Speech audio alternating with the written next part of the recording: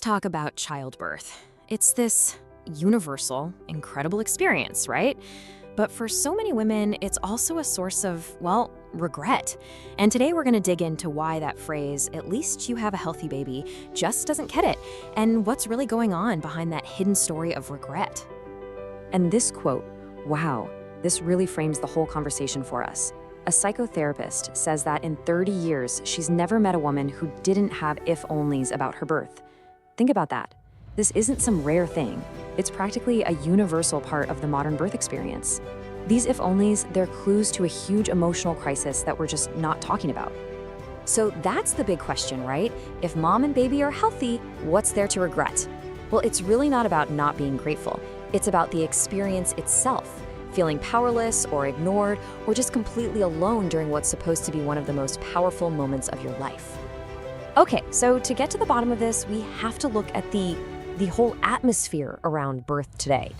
And honestly, it all boils down to one single word: fear. And I'm not just talking about the normal jitters.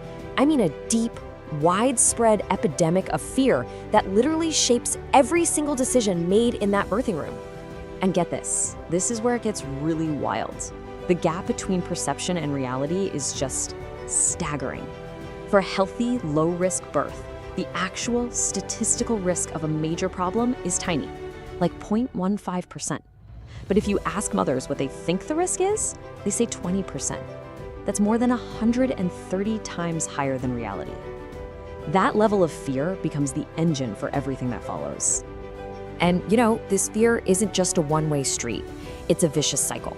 The person giving birth is scared, thanks to all the horror stories you hear. And then, on the other side, the doctor is scared of getting sued. So their fear makes them push for a zero-risk approach, which isn't always about what's best for the birth, but what's safest for their career. And this has a name, It's called defensive medicine.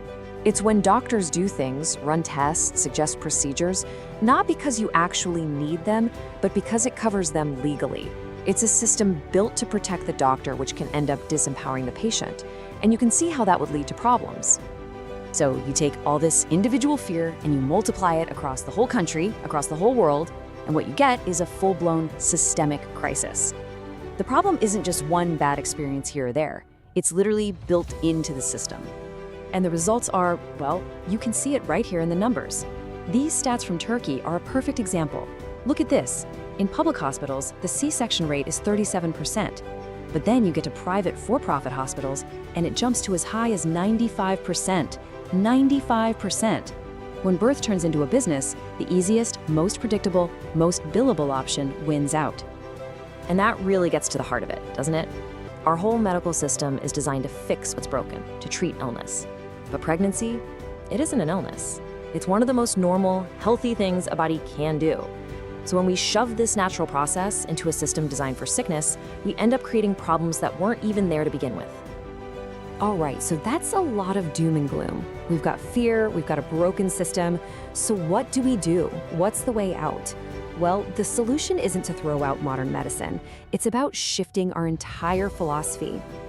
And this new way of thinking really stands on three simple pillars. First up, education.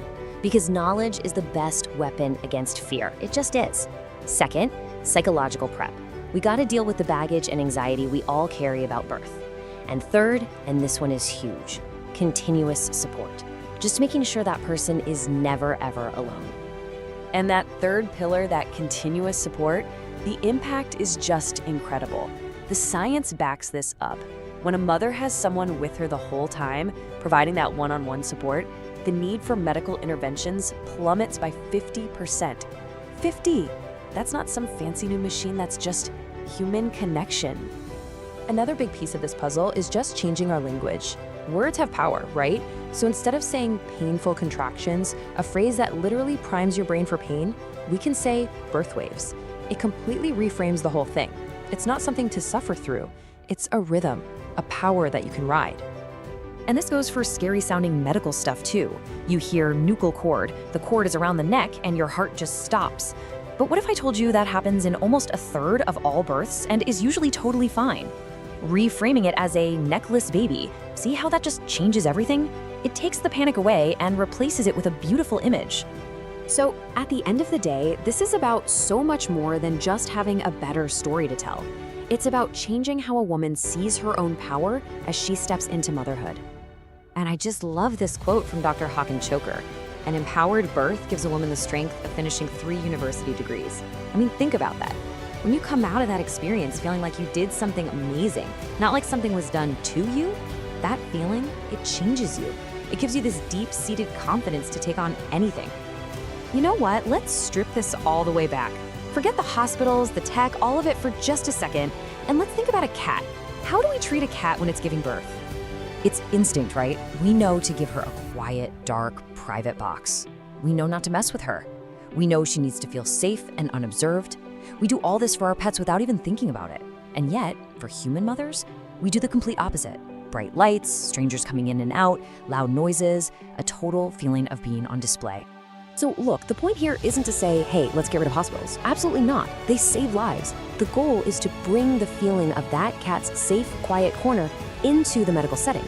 It's about merging our ancient biological needs with our amazing modern medicine.